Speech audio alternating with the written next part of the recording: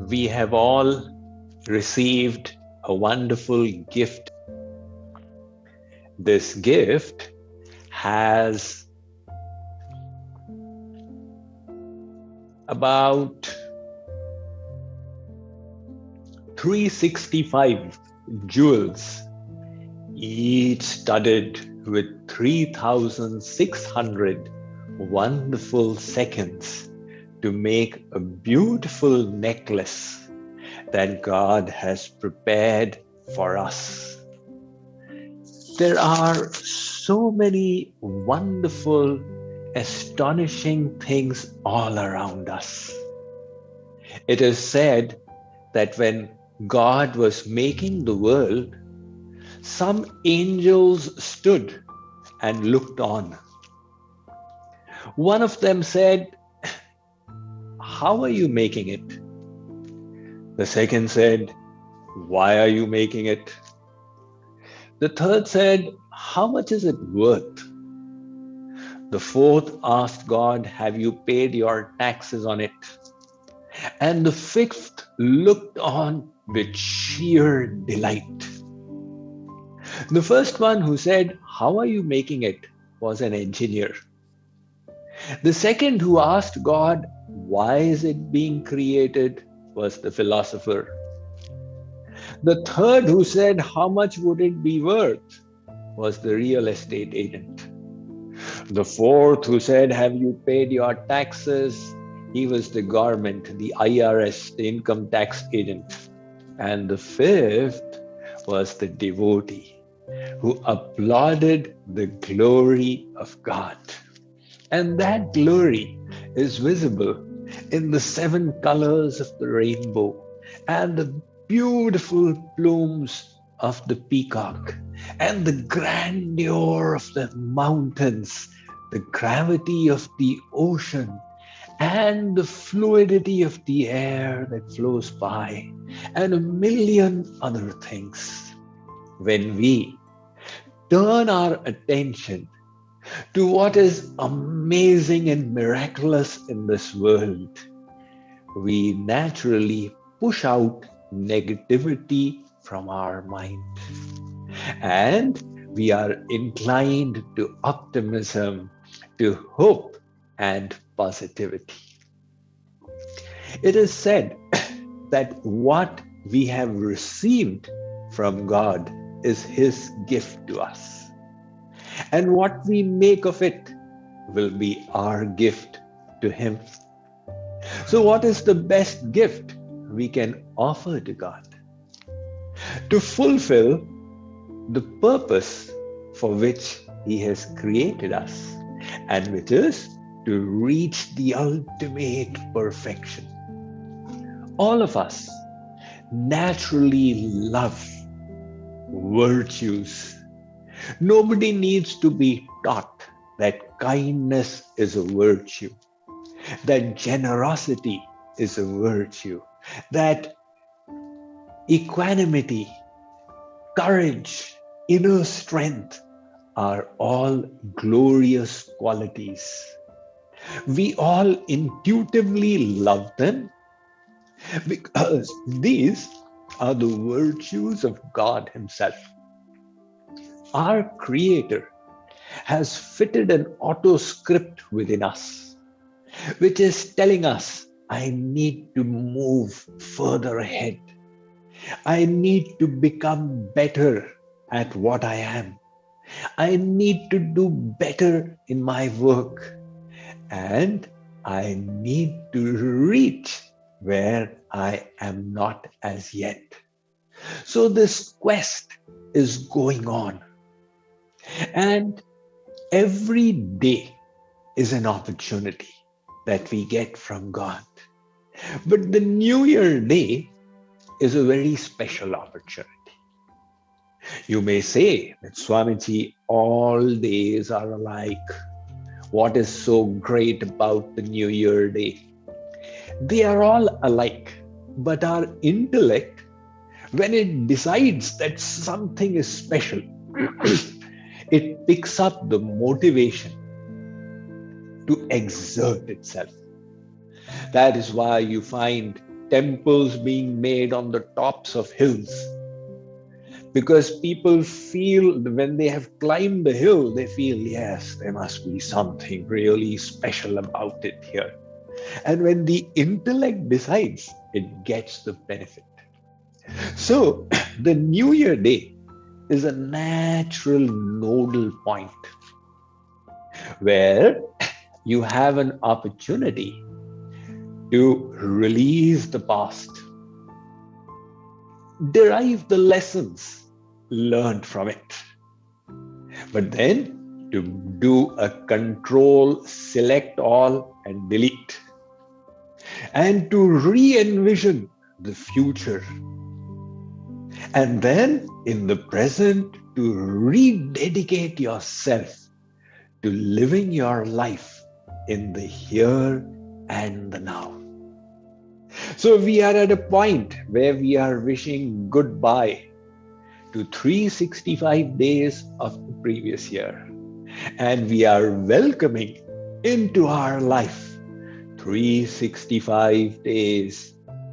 It is said that even when the river flows into the ocean, poets have said, at that point, when it falls into the vast ocean to lose its identity, it stalls for a moment, recollecting its journey, the adventures it had, the difficulties and challenges it faced, and the way it got enriched along the journey, and then merges itself. So likewise, we pause for a little on 1st of January and rededicate our resolves. So when we wish to bring about a transformation in ourselves, what is the way to accomplish it? There is only one way to do it, and that is what you change on a daily basis. There is no other way to change yourself except by changing the things that you do every day, day in and day out.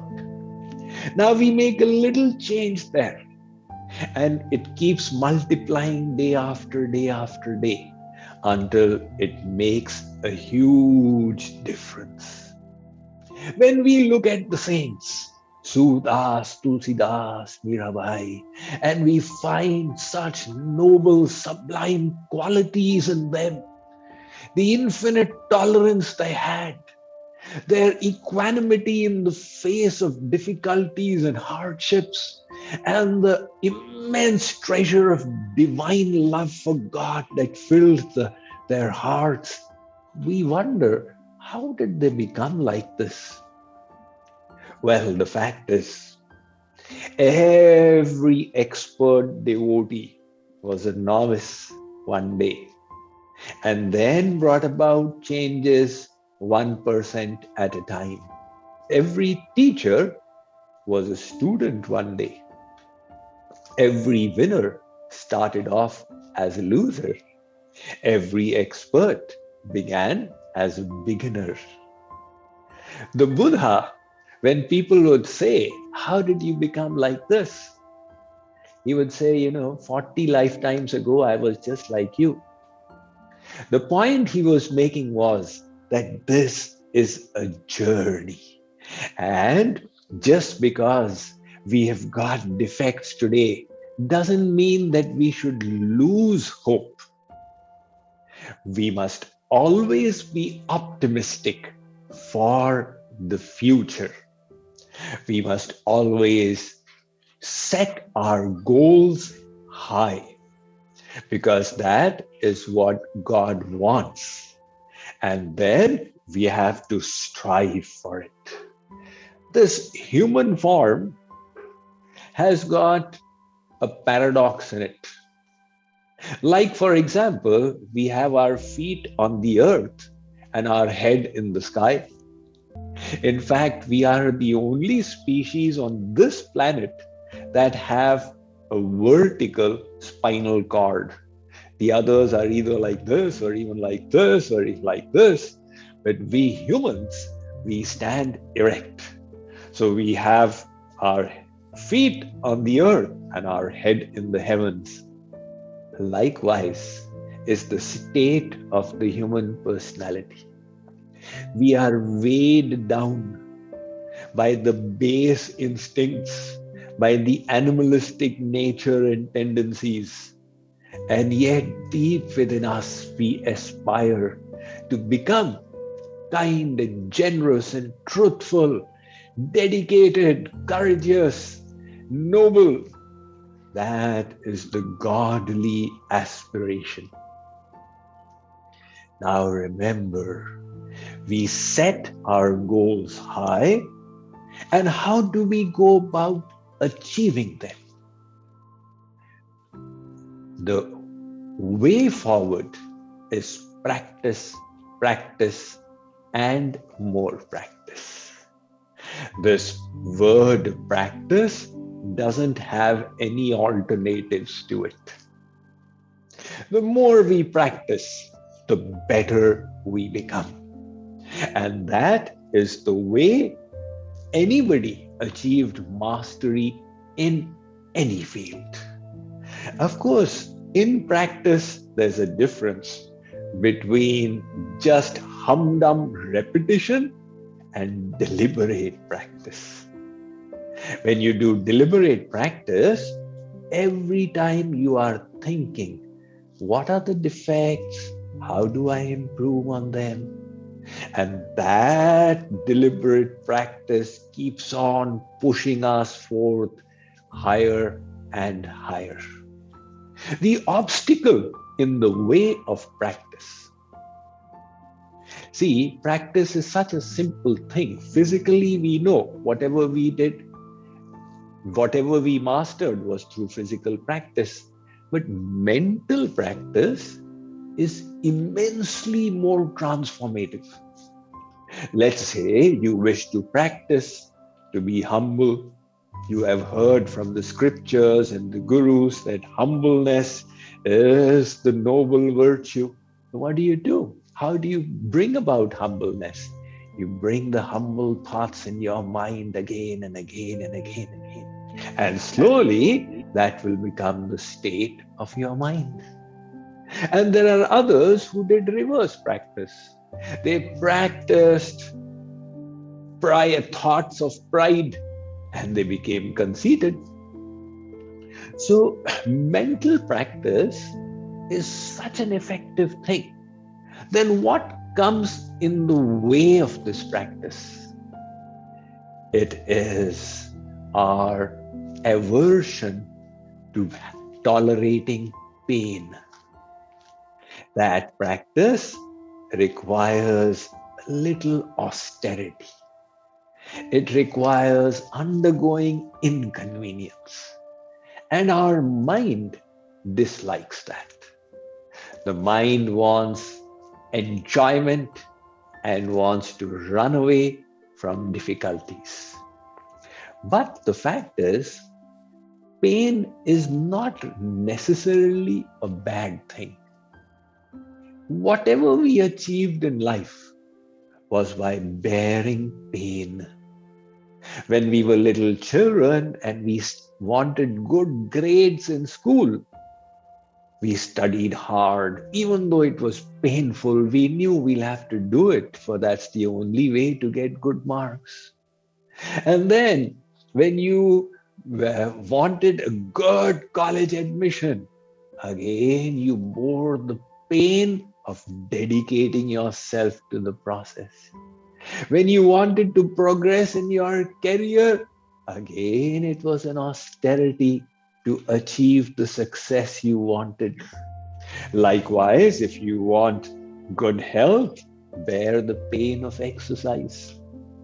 Mark Twain said, the only way to be healthy is to eat what you don't like, to drink what is not tasty, and to do what you would rather not do. So there is this one kind of pain that is disconcerting in the present, but it bestows such benefit in the future. And then there is the other kind of pain, which is so joyful in the present, but later on, it turns into embarrassment, into guilt, into opportunities lost. And that is the kind of pleasure that we seek in the present. So the pleasure turns into pain in the future. Now the choice is ours. What kind of pain do we want? Do we want such a pain that is going to lift us up to great heights? Or do we want the pain of regret, of remorse, and missed potentials in future?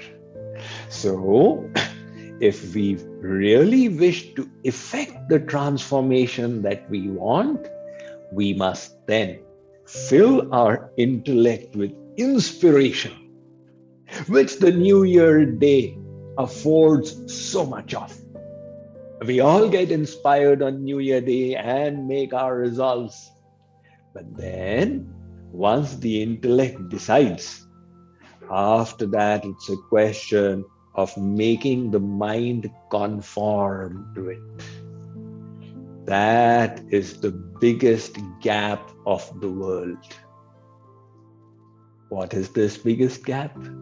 The gap between what we know and what we do.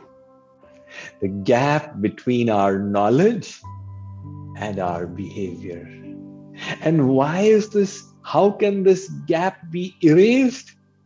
By exerting ourselves, by disciplining ourselves, by bearing with the beneficial kind of pain that is so difficult in the immediate, but so uplifting in the future.